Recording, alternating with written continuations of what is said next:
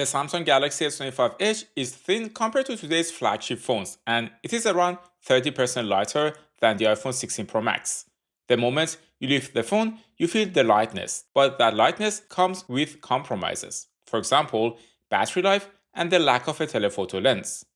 Emo, this is Tecmo. I bought both of these phones with my own money, and to see how much you are sacrificing to have the S25 Edge, I'm doing a day in the life comparison of the camera, battery life, and performance of the S25 Edge versus the iPhone 16 Pro Max.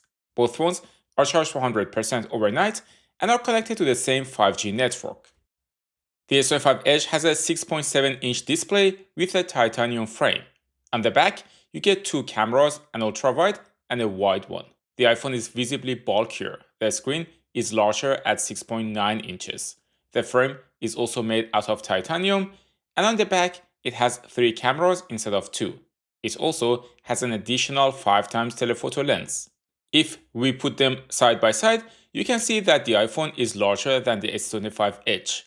Also, of course, it is thicker, and that's one of the main selling points of the Galaxy Edge. For me, after using the phone for a few weeks, the thinness is not as impressive as the lightweight of the Galaxy Edge. Both phones have curly corners. The iPhone also has a dynamic island for face unlock, while the Galaxy has a punch hole.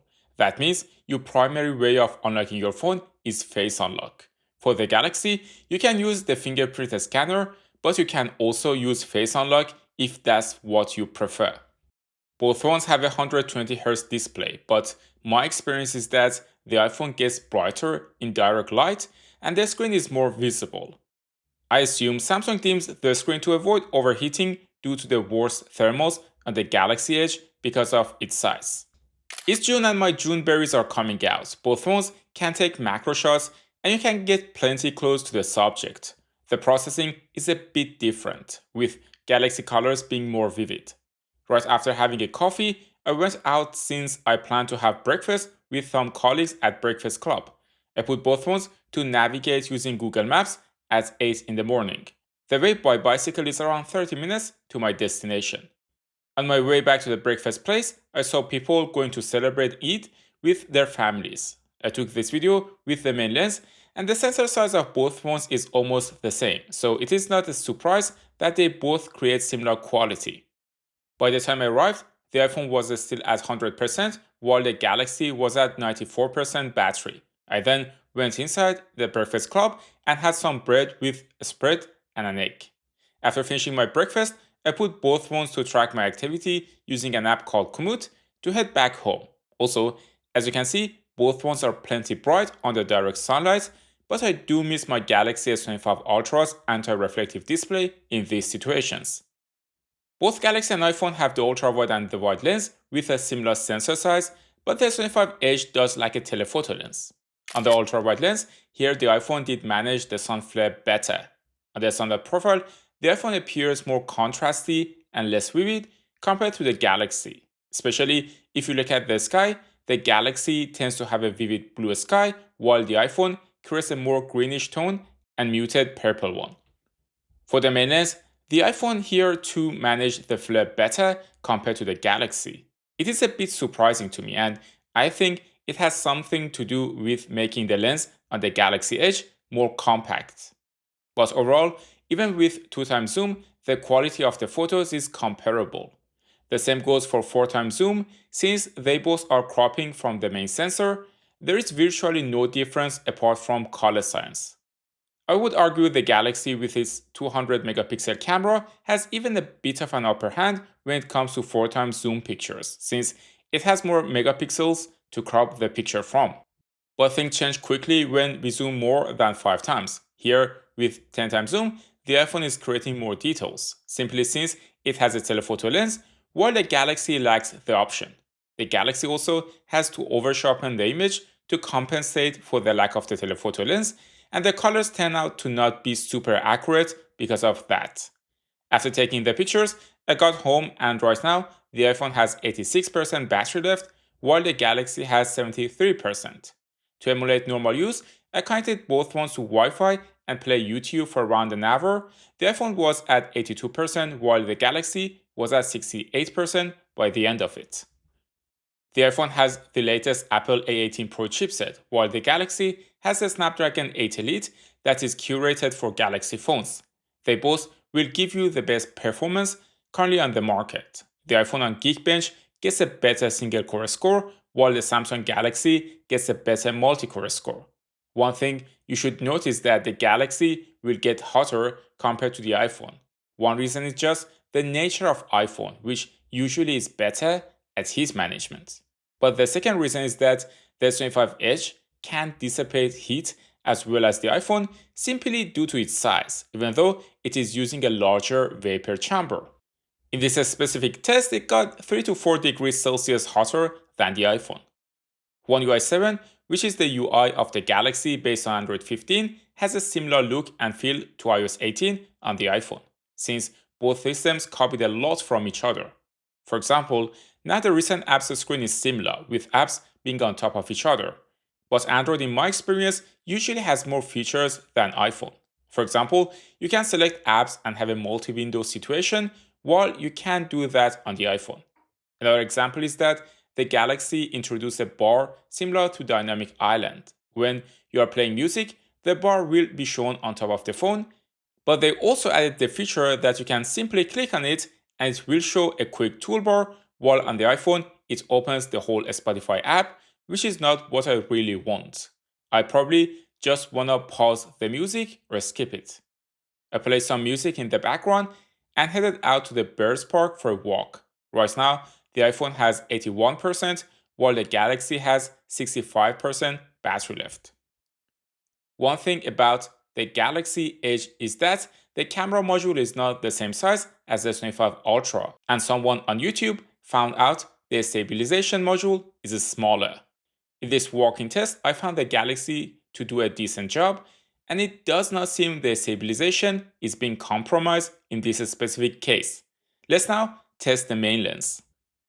So now we are on the main lens on the Galaxy S25 Edge. Just one thing that you should notice that the Galaxy S25 Edge is always going to be a couple of degrees hotter than a normal flagship phone, for example iPhone 16 Pro Max or for example Galaxy S25 Ultra, because it is just smaller, it is just thinner, and it's also lighter, and you cannot expect the same thermal management that you get on the iPhone 16 Pro Max. If you're shooting on the main lens on the iPhone 16 Pro Max, I don't think there is really a quality difference. Of course, the color science is going to be different, but that's more a taste rather than the quality itself, because both of them have a very capable main lens. For the Ultrawide Lens, the optical quality is similar. The difference is the vividness on the Galaxy S25 Edge compared to the more muted colors of the iPhone 16 Pro Max. Of course, when zooming into the birds here, the iPhone is doing a much better job. That's not surprising considering it has a dedicated telephoto lens. Generally, it is easier to process photos than videos, and not having a telephoto lens here is showing more. Now we are checking the microphone quality and also the selfie camera of iPhone 16 Pro Max versus the Galaxy S25 Edge. On the iPhone 16 Pro Max, my color is a little bit orange, whereas on the Galaxy S25 Edge, it's more natural. And also we are checking the microphone quality. Also, please don't forget to subscribe to the channel if you didn't do already. Both phones can take portrait photos where the camera artificially blurs the background, but with the Galaxy, you can only take up to 2x zoom, while on the iPhone, you can take up to 5x zoom one, which creates a nicer result. For indoor shots in low light with the main lens, the iPhone's white balance is more yellow and the Galaxy raises the shadows more. But overall, the quality is more or less similar. The iPhone also has more greens in its white balance, while the Galaxy leans heavily towards magenta. I prefer something between these two, and I feel the iPhone should be less green and the Galaxy should be less magenta. For video indoors with the main lens, the colors are really different. The iPhone colors are muted but also closer to reality. The Galaxy has a strong yellow and golden tint, and colors are more vivid and more magenta. On my way back, I dropped the iPhone, and based on Murphy's law, the one day I didn't put the case, it had to happen and the back glass cracked. I probably will not financially recover from this. By the time I got back home, the iPhone was at 51%, while the Galaxy was at 28%. It was getting dark, so I decided to take some photos. For night photos with the main lens, the optical quality is comparable, and I don't find a huge difference between them. For video, the Galaxy is raising the shadows slightly more than the iPhone, and the footage appears more exposed. Also, not such a fun fact, I realized there are a lot of bats nearby. For night photos with the ultrawide lens, they are almost identical, but interestingly, this time the white balance of the iPhone is more towards magenta. By the end of the day, after 5 hours and 10 minutes of screen on time, the iPhone was at 44%, while the Galaxy was at 19%. So you get the idea. In a day with normal usage and a mix of 5G and Wi-Fi, the S25 Edge can be used the whole day without needing to charge. But if you wanna push your phone a bit more and you're outdoors most of the day, for example while traveling, it is better to carry a power bank just in case. The S25 Edge battery is around 20 to 30% lower than other conventional flagship phones like the iPhone 16 Pro Max. For the camera, the quality is not compromised as long as you don't zoom more than 4.9 times. On the other hand, you get a device that is much lighter with a screen that is almost as large as other flagship phones. If you enjoyed this video, you can watch the comparison of the S25 Edge versus Ultra versus base S25 model next. Thanks for tuning into Techmo, and I will see you in the next one.